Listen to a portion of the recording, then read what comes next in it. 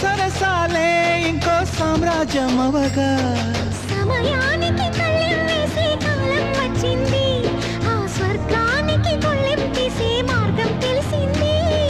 కామునికే మైకం కమ్మే యాగం జరిగింది, గోపాలునికే పాఠం చెప్పే యోగం దక్కింది. ఆ పాల పుంతని మలవేసి వరించే ఈ పూల పుంతలో పులకింతలు పుట్టించే నీ రసికతకే వేస్తా నా ఓటు, నా అలసటతో వేస్తా ఓటు.